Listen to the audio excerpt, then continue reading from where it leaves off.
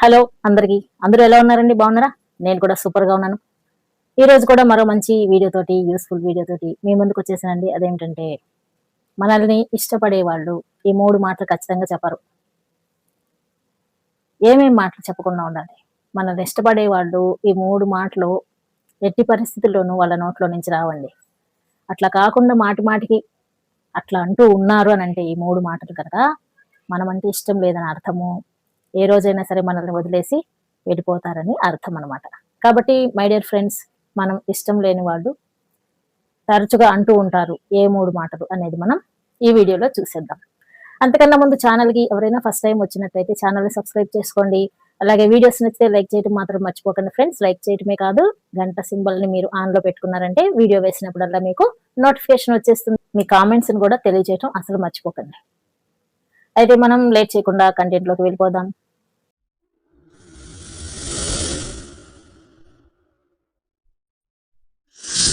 మనమంటే ఇష్టమైన వ్యక్తులు ఈ 3 విషయాల్లో చాలా జాగ్రత్తగా ఉంటారండి. నెంబర్ 1 వచ్చేసి మనము వాళ్ళని ఏదైనా ఒక ప్రశ్న వేసామనుకోండి. సపోజ్ వాళ్ళు ఎక్కడికో ఎళ్లారు మనకి చెప్పకుండా వెళ్ళినప్పుడు మనకి చెప్పకుండా వెళ్లారు అని చెప్పేసి బాధ అనిపిస్తుంది. అప్పుడు మనం అడుగుతామనమాట. ఎక్కడికెళ్లారు? నాకు చెప్పలేదేంటి? చెప్పి వెళ్ళొచ్చు కదా అని చెప్పేసి. దానికి వాళ్ళు ఏం చెప్తారంటే, మనల్ని నిజంగా ఇష్టపడే వ్యక్తులైతే దానికి ఎక్స్‌ప్లనేషన్ ఇస్తారు. పలానా చోటకి వెళ్ళాను. సారీ నీకు చెప్పలేకపోయాను. చెప్పకపోవటం నా తప్పు. ఇలా అర్జెంట్‌గా వెళ్ళాల్సొచ్చింది. నెక్స్ట్ టైమ్ ఎప్పుడు ఇలాగ చెయ్యను. నీకు చెప్పే వెళ్తాను. ఈసారికి క్షమించేసేయి అని చెప్పేసి చాలా సున్నితంగా మన మనస్సుని నొచ్చుకోకుండా చెప్తూ ఉంటారనమాట.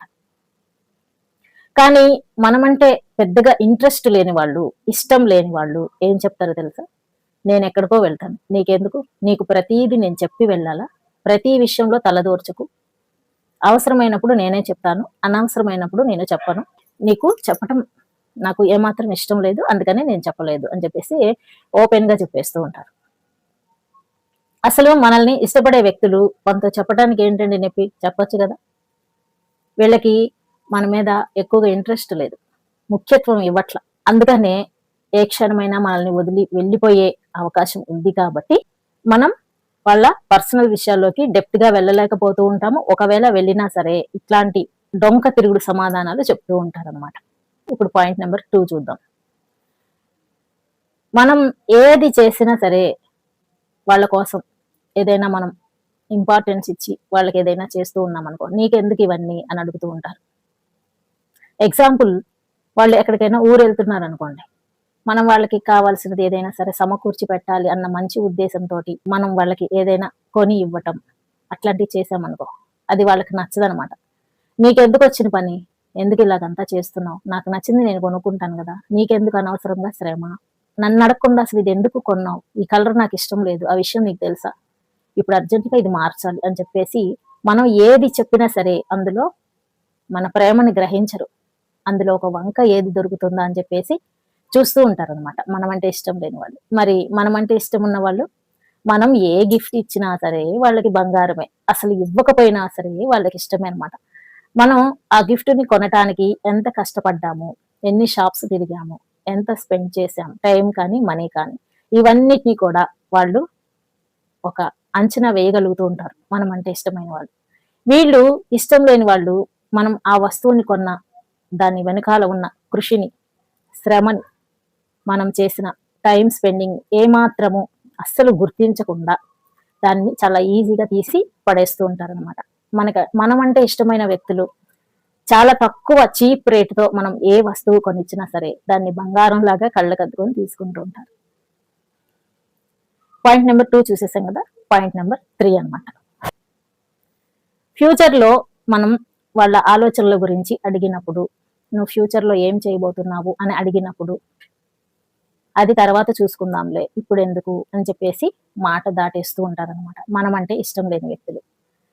వాళ్ళు చేయబోయే ఉద్యోగం కానీ, లేదంటే ఇంకేదైనా కానీ తెలుసుకోవాలని ఆశ ఉంటుంది. ఇష్టపడే వాళ్ళకి, ప్రేమించే వాళ్ళకి.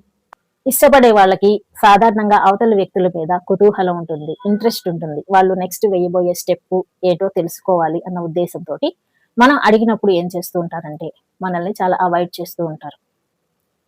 ఏదో చేయబోతున్నాను నీకెందుకు?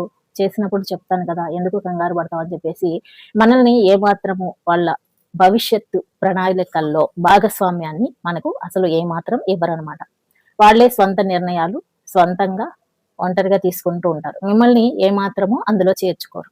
కానీ మనమంటే ఇష్టమైన వ్యక్తులు ఫ్యూచర్ లో ఏం చేయబోతున్నా సరే, నేను పలాంటి చేయబోతున్నాను ఓకే అంటావా, మన అభిప్రాయాన్ని తెలుసుకుంటానికి ప్రయత్నిస్తారనమాట. ఒకవేళ మనం నువ్వు చేసే పని ఇది మార్చు, ఇందులో కొంచెం మార్పులు చేయి, ఇదైతే బాగుంటుంది అని సలహా ఇచ్చామనుకోండి, దాన్ని మనస్ఫూర్తిగా అంగీకరిస్తారు, దాన్ని యాక్సెప్ట్ చేస్తారు. మనము చెప్పినట్టు నడుచుకుంటానికి కూడా చూస్తారనమాట. మనమంటే ఇష్టమైన వ్యక్తులు. మనమంటే ఇష్టం లేని వ్యక్తులకి మనం సలహా ఇచ్చినా సరే అది చాలా ఇదిగా అనిపిస్తూ ఉంటుంది. దాన్ని కొట్టిపారేస్తారనమాట ఈజీగా. నీకేం తెలుసు, అన్ని నాకే తెలుసు, తెలియకుండా నువ్వు ప్రతి దాంట్లో వేలు పెట్టకు, అవసరమైనప్పుడు మాత్రం నేను అడిగినప్పుడు సలహాలు ఇవ్వు, అనవసరమైన సలహాలు ఇవ్వకు అని చెప్పేసి నిర్మోహమాటంగా మనల్ని ఎక్కడ పెట్టాలో అక్కడ పెడుతూ ఉంటారు. ఈ 3 విషయాల్లో చాలా కరాఖండిగా ఉండే వ్యక్తులు మనతో జీవితాంతం ఏమాత్రం తోడు ఉండరు. ఎప్పుడో ఒక చోట ఎక్కడో ఒక దగ్గర మనల్ని ఖచ్చితంగా వదిలేసి వెళ్ళిపోవటానికి వీళ్ళకి ముందే ప్రణాళికలు సిద్ధంగా ఉంటాయి అన్నమాట.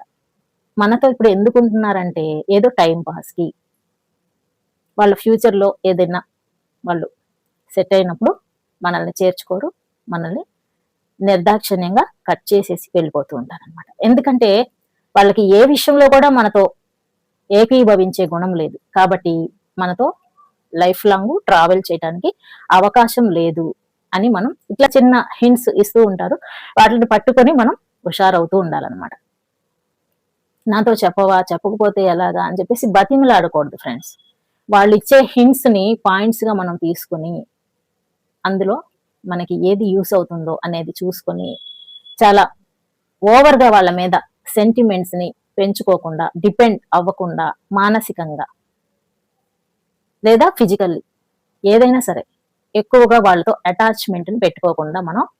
కాబట్టి మై డియర్ ఫ్రెండ్స్, ఈ 3 పాయింట్స్ ని గుర్తుపెట్టుకోండి. ఒకటి, వాళ్ళు ఏదైనా చేస్తే మనకి చెప్పరు, నీకెందుకు ఇవన్నీ అని అంటూ ఉంటారు.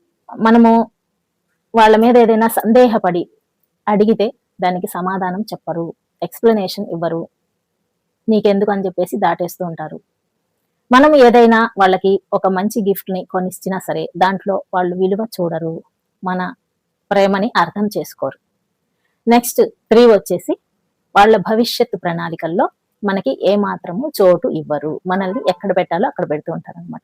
ఈ 3 పాయింట్స్ ని కనుక తెలుసుకుని మనం నడుచుకున్నామంటే ఎవరు మనల్ని నిజంగా ప్రేమిస్తున్నారు, ఎవరు ప్రేమించట్లేదు అన్న విషయాన్ని తెలుసుకొని లైఫ్ లో ముందుకెళ్ళడానికి అవకాశం ఉంటుంది. మీ వీడియో మీకు నచ్చితే లైక్ చేయండి, అలాగే మరిన్ని మంచి వీడియోల కోసం ఛానల్ ని సబ్స్క్రైబ్ చేసుకోండి.